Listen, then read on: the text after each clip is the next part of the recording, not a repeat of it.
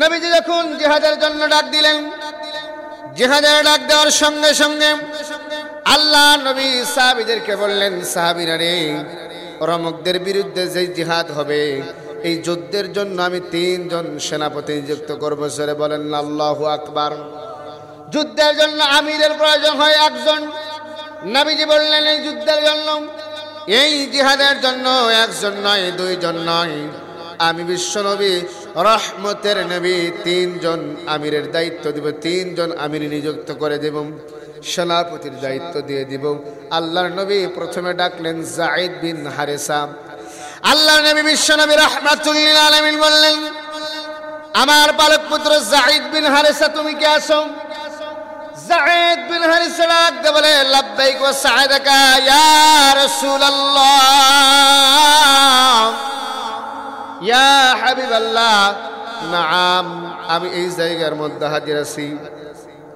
আল্লাহর নবী বললেন, 2 নম্বরের আমিরের নাম যার ঘোষণা করলেন বিশ্বনবী রহমতের নবী, 2 নম্বরের আমিরের দায়িত্ব যারা দিবেন আল্লাহর নবী বললেন, কুরাইশ বংশের আব্দে মানাফ গোত্রের আব্দুল মুত্তালিবের বংশধর জাফর বিন আবি তালিব। ও জাফর বিন আবি তালিব, তুমি কে আছো? এই যুদ্ধের জন্য আমি নবীজি তোমাকে সেনাপতির দায়িত্ব দিলাম, এই যুদ্ধের জন্য আমি তোমাকে এই যুদ্ধের আমির বানায় দিলাম, 2 নম্বরের আমির আব্দুল্লাহ বিন।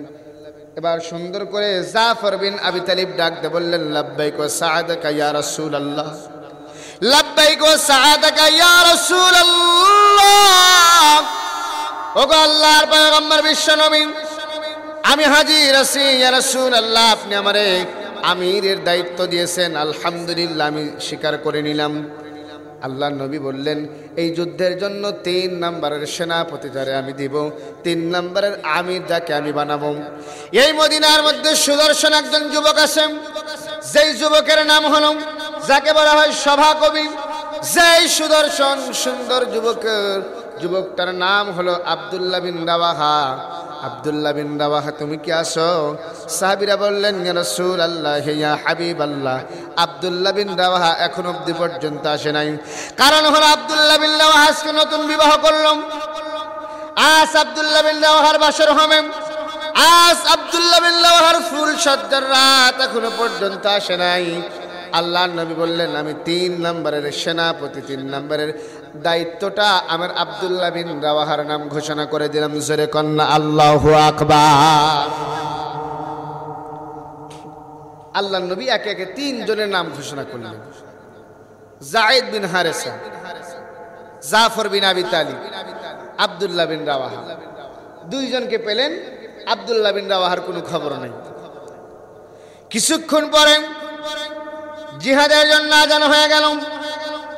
আমাদের দেশে যেই রকম মাগরিবের সালাত, জোহরের সালাত, আসরের সালাত পড়ার জন্য আযান হয়ে যায়, ও মুসলমান, মাগরিবের জন্য আযান হয়, ইশারের জন্য আযান হয়, জোহরের জন্য আযান হয়। ওই সময় জিহাদের জন্য আযান দেওয়া তো হাইয়া আলাল জিহাদ, হাইয়া আলাল জিহাদ, হাইয়া আলাল জিহাদ, ইয়া আইয়ুহাল ইখওয়ান, ইয়া আইয়ুহাল ইখওয়ান, ইয়া আইয়ুহাল ইখওয়ান বলে ডাকা হতো। আব্দুল্লাহ বিন রাওয়াহা নতুন বিবি নিয়ে ঘরের মধ্যে প্রবেশ করলেন। সঙ্গে সঙ্গে আব্দুল্লাহ বিন রাওয়াহা জিহাদের আযানটা কানের মধ্যে চলে গেল। জিহাদের আযানটা কানের মধ্যে চলে যাওয়ার সঙ্গে সঙ্গে আব্দুল্লাহ বিন রাওয়াহা নতুন বিবিকে ডাক দিয়ে বললেন, বিবি রে, জিহাদের জন্য আযান হয়ে গেছে, নবীজির কোনো ডাক এসেছে জিহাদের জন্য। নবীজি ডাকতেছে, একটু তুমি ঘরের মধ্যে অপেক্ষা করো, আমি মদিনাতুল মুনাওয়ারায় রহমতের পয়গম্বরের কাছে মসজিদে নববীর মধ্য থেকে ঘুরে আসি। এই বলে স্ত্রীর কাছ থেকে বিদায় নিয়ে চলে গেলেন মসজিদের মধ্যে। গিয়ে দেখে সাহাবীদেরকে নিয়ে বসে আছেন আব্দুল্লাহ বিন রাওয়াহা। যাওয়ার সঙ্গে সঙ্গে সাহাবীরা আব্দুল্লাহ বিন রাওয়াহাকে দেখে চোখের পানি ছেড়ে দিয়ে কান্না করলেন। আর ডাক দিয়ে বলতেছেন, আব্দুল্লাহ বিন রাওয়াহা রে, রমকদের বিরুদ্ধে জিহাদ করা লাগবে। জিহাদের জন্য আল্লাহর নবী রহমাতুল লিল আলামিন, রহমাতের নবী 3 নম্বরের আমির, 3 নম্বরের সেনাপতির দায়িত্বটা 3 নম্বরের আমিরের হিসাবে তোমাকে নিযুক্ত করেছেন। ও ও আব্দুল্লাহ বিন রাওয়াহা, তুমি কি রাজি আছো? সঙ্গে সঙ্গে আব্দুল্লাহ বিন রাওয়াহা বললেন, ইয়া রাসূলুল্লাহ, ইয়া হাবিবাল্লাহ, লাব্বাইক ওয়া সাআদাকা ইয়া রাসূলুল্লাহ, আমার জীবনটা আপনার জন্য আমি কোরবানি করে দিব, আমার জীবনটা আমি আল্লাহর জন্য কোরবানি করব। বলেন না সুবহানাল্লাহ। ঈমান কারে বলে? নতুন বউ ঘরে রেখে ইয়া রাসূলুল্লাহ লাব্বাইক ওয়া সাআদাকা ইয়া রাসূলুল্লাহ, আপনি বলেছেন আমি আব্দুল্লাহ বিন রাওয়াহা আর দেরি করব না, ইয়া রাসূলুল্লাহ আমার জীবনটা দিয়া আমি আল্লাহর জন্য আমার জীবন কোরবানি করে দিব। জোরে বলেন না আল্লাহু আকবার। আর আমরা স্ত্রী থেকে মসজিদে যাওয়ার সাহস পাই না, সন্তান থেকে মসজিদে যাওয়ার সাহস পাই না। কথা বলেন ঠিক কি? কয় নামাজ তো শুধু হুজুররা পড়বে, টাকা দেয় ইমাম রাখছি, ওর কাম হলো আজান দাও আর নামাজ পড়া, আর আমার কাম টেলিভিশন দেখা। আছে না নাই? কথা বলেন আছে না নাই? আব্দুল্লাহ বিন রাওয়াহা নবীজির দরবারে হাজিরা দিলেন। নবীজি বলতেছে, ও সাহাবীরা, তোমাদের যাদের নাম আমি ঘোষণা করলাম, তোমরা সবাই এখান থেকে গিয়া তোমাদের পরিবারের কাছ থেকে শেষ বিদায়, জনমের বিদায় নিয়ে আস। নবীজি বুঝতে আর বাকি রইল না, সাহাবীদের আর বুঝতে বাকি রইল না। যুদ্ধের জন্য আমিরের প্রয়োজন হয় একজন, নবীজি 3 জনের নাম ঘোষণা করলেন। তার মানে এই 3 জন আর দুনিয়াতে বেঁচে থাকবে না। সুবহানাল্লাহ বলেন। সাহাবীরা এবার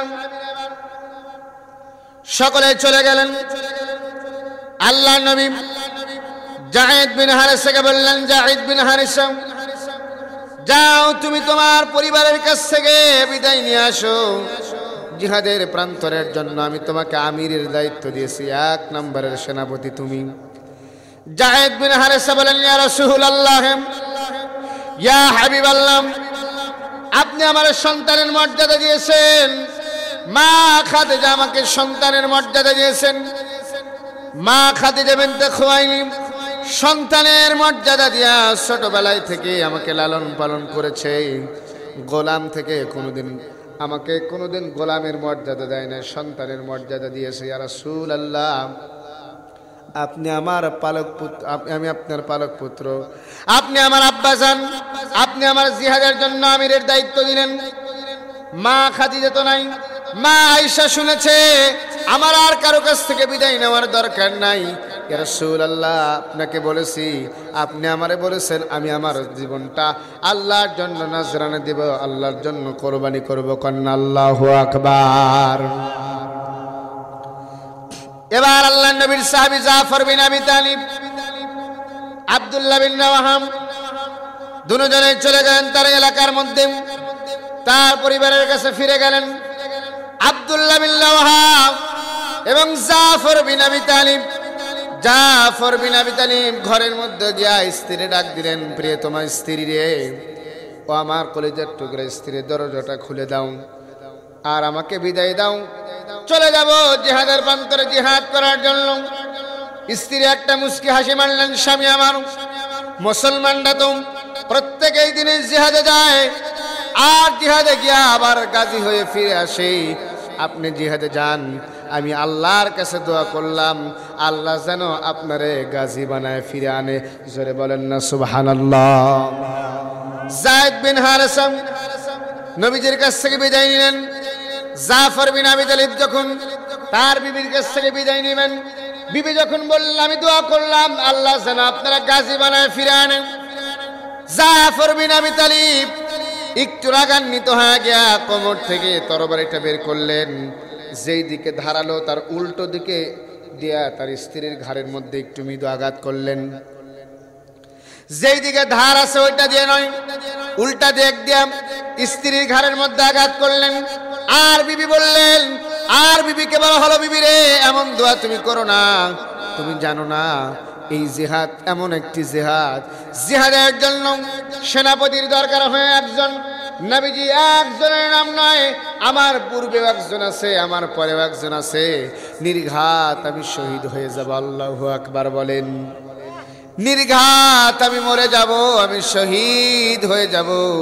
ও বিবি, চিন্তা করো না, আমি যদি শহীদ হয়ে যাই, আমি যদি মরে যাই, তোমার সঙ্গে আমার সঙ্গে দেখা হবে আল্লাহর জান্নাতে।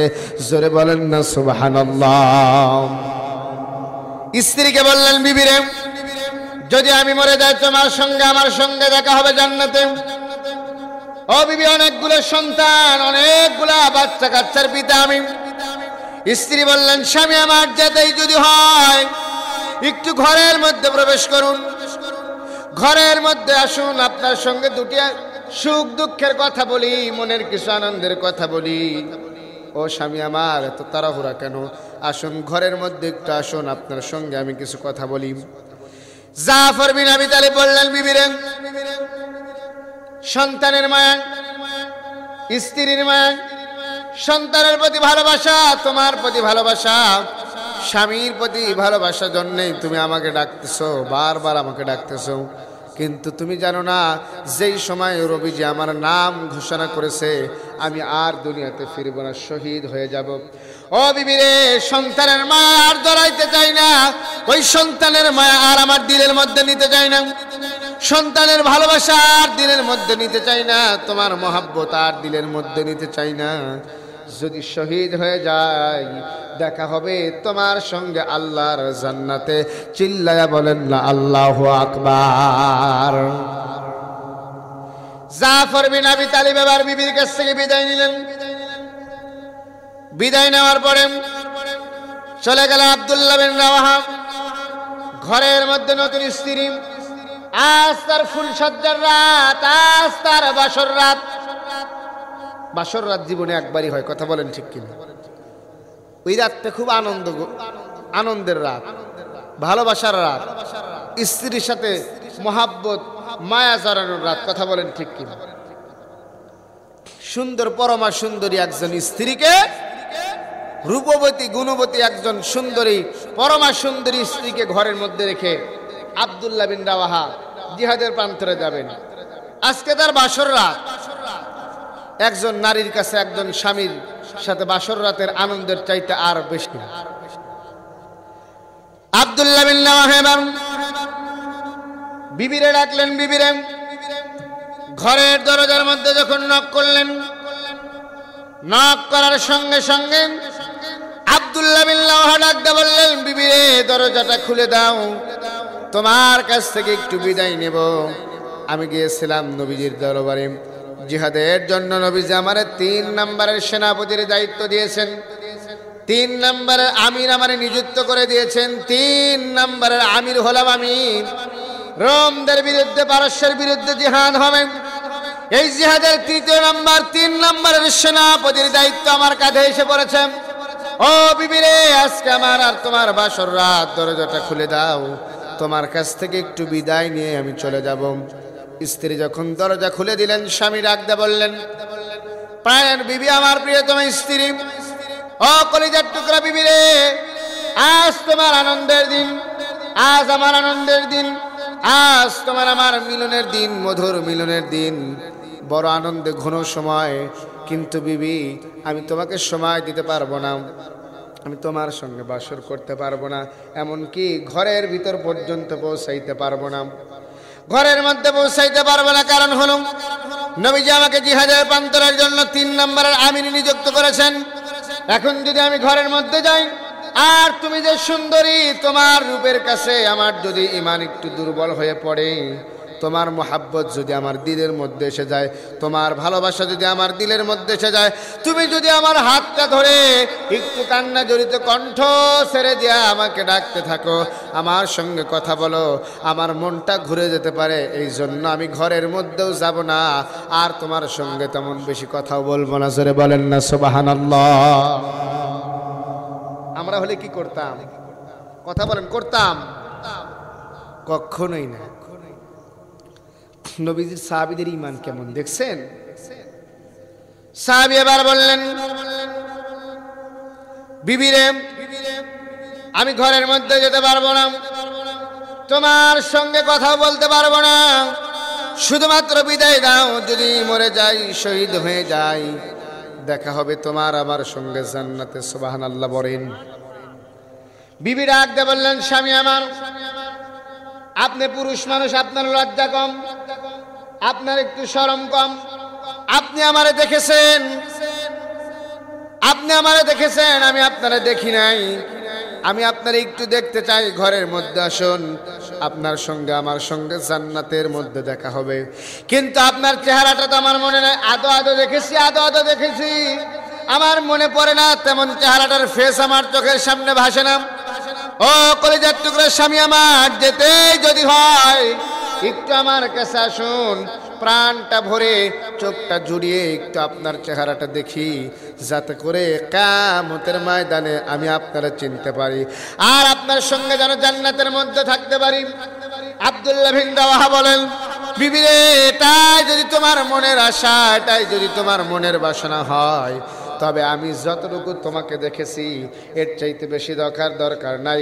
আমি তোমারে চিনে চিনে আল্লাহর জান্নাতে প্রবেশ করব। বলেন না সুবহানাল্লাহ। আব্দুল্লাহ বিন রাওয়াহা এবার বিদায় নিলেন। বিদায় নেওয়ার সঙ্গে সঙ্গে চলে গেলেন জিহাদের প্রান্তরে। আল্লাহর নবী মসজিদে নববীর মধ্যে বসে আছে। হঠাৎ করে নবীজির চোখ বেয়ে বেয়ে পানি পড়ে। মুসলমান বাবারে, নবীজির চোখ থেকে ঝরঝর করে পানিগুলো পড়তেছে। আল্লাহর নবীর চোখ দিয়ে পানি পড়ার কারণ জিজ্ঞেস করলেন সাহাবীরা বললেন, ইয়া রাসূলুল্লাহ, ইয়া হাবিবাল্লাহ, আপনার চোখের মধ্যে কেন পানি? আপনি কেন কান্না করেন? আপনার চোখটা কেন ভিজে যায়? আপনার চোখ বেয়ে বেয়ে পানিগুলা কেন পড়ে? ওগো নবীজি, আপনি কিসের ব্যথায় কান্দেন? কোন ব্যথায় কান্দেন? নবীজি আমার বলেন, সাহাবীরা রে, আমার সাহাবীরা জিহাদের প্রান্তরে গিয়েছে জিহাদ করার জন্য। নিজেদের জীবন দিয়ে, নিজেদের জীবনটা আল্লাহর জন্য নজরানা দিবে, আল্লাহর জন্য কোরবানি দেওয়ার জন্য, রোমকদের বিরুদ্ধে জিহাদ করার জন্য গিয়েছে।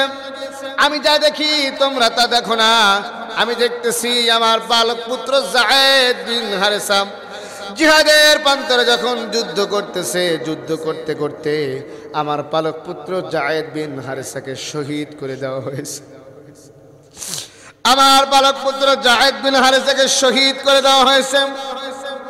আমার পালক পুত্র যায়েদ বিন হারেসা শহীদ হয়ে গেছে। আমার পালক পুত্র যায়েদ বিন হারেসা শহীদ হয়ে গেছে, এই জন্য আমি কান্না করি। সাহাবীদের চোখের মধ্যে পানি চলে আসলেন। আল্লাহ নবী কিছুক্ষণ পরে আবার মুস্কি হাসি মারলেন। সাহাবীরা বলেন, ইয়া রাসূলুল্লাহ, ইয়া হাবিবাল্লাহ, এখন হাসার কারণটা কি নবীজি? সাহাবীরা বলেন, ইয়া রাসূলুল্লাহ, আপনি কেন হাসতেছেন? একটু আগে কেন কান্না করলেন? নবীজি বলেন, আমি যা দেখি তোমরা তা দেখো না। এখন আমার সাহাবীরা জিহাদের প্রান্তরে কাফেরদেরকে দুনিয়া থেকে বিদায় করে জাহান্নামে পাঠিয়ে দিচ্ছে। সুবহানাল্লাহ বলেন। কাফেরদেরকে জিহাদের প্রান্তরে আমার সাহাবীরা শহীদ করে দিচ্ছে। আমার সাহাবীরা কাফেরদেরকে দুনিয়া থেকে বিদায় করে জাহান্নামে পাঠিয়ে দিচ্ছে। এই জন্য আমি নবীজি মুস্কি মুস্কি হাসি, জোরে কন্না আল্লাহু আকবার। নবীজি আবার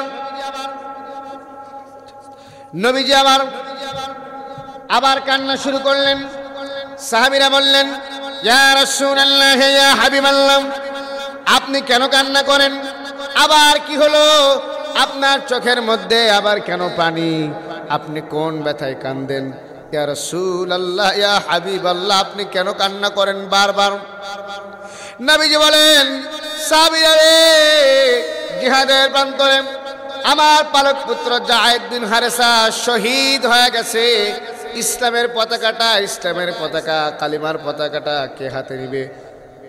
আমি 2 নম্বরের সেনাপতি যার নাম দিয়েছিলাম জাফর বিন আবি তালিব, এই জাফর বিন আবি তালিব কালিমার পতাকাটা, ইসলামের ঝান্ডাটা হাতের মধ্যে ধরে নিয়েছে। বলেন না সুবহানাল্লাহ। কিন্তু জাফর বিন আবি তালিবকে ওই নিষ্ঠুর কাফেররা জাফর বিন আবি তালিবের ডান হাতের মধ্যে কোপ দিয়ে ডান হাতটা কেটে ফেলে দিয়েছে। আবার জাফর বিন আবি তালিবের ডান হাত যখন কেটে দিয়েছে, জাফর বিন আবি তালিবের পরে ইসলামের পতাকা, কালেমার পতাকা মাটিতে পড়তে দেয় নাই। কারণ হলো, মাটিতে যদি পড়ে যায় মুসলমানদের মনটা ভেঙে যাবে, মুসলমানদের দিলটা ভেঙে যাবে। জাফর বিন আবি তালিব কাটা হাত রেখে ভালো হাতের মধ্যে যখন কালিমার পতাকা ইসলামের পতাকাটা হাতের মধ্যে তুলে ধরেছে। কাফেররা জাফর বিন আবি তালিবের ঘোড়ার মধ্যে আঘাত করলেন, ঘোড়াকে আঘাত করে জমিনের মধ্যে ফেলা দিলেন। এবার জাফর বিন আবি তালিবের বাম হাতের মধ্যে কোপ দিয়ে বাম হাতটাও কেটে দিলেন মুসলমান। জাফর বিন আবি তালিবের বাম হাত যখন কাটা হলো, জাফর বিন আবি তালিব বাম হাত কাটা অবস্থায় জাফর বিন আবি তালিব ইসলামের পতাকা ছাড়লেন। জাফর বিন আবি তালিব ইসলামের পতাকাটাকে, কালেমার পতাকাটাকে মুখের মধ্যে দাঁত দিয়ে কামড়ায় ধরলেন। আল্লাহু আকবার বলেন। এ মুসলমান, এ বাবাজি, জাফর বিন আবি তালিব ইসলামের ঝান্ডাটাকে যখন দাঁত দিয়ে কামড়ায় ধরলেন, জাফর বিন আবি তালিব দাঁত দিয়ে কামড়ায় ধরলেন, সাহাবীরা বাক বিতণ্ডে যুদ্ধ করেন। হঠাৎ করে চোখে পড়ে গেল কে ইসলামের পতাকাটা যায়েদ বিন হারেসা শহীদ হয়ে গেছে, জাফর বিন আবি তালিব শহীদ হয়ে গেছে। কে ইসলামের পতাকা ধরে আছে? গিয়ে দেখে জাফর বিন আবি তালিব, হাত নাই পা নাই। জাফর বিন আবি তালিব কাটা হাত পড়ে আছে দুইটা দুই জায়গায়। জাফর বিন আবি তালিব মুখটা দিয়া ইসলামের পতাকাটাকে আগলায় ধরেছেন। জোরে কন্যা সুবহানাল্লাহ।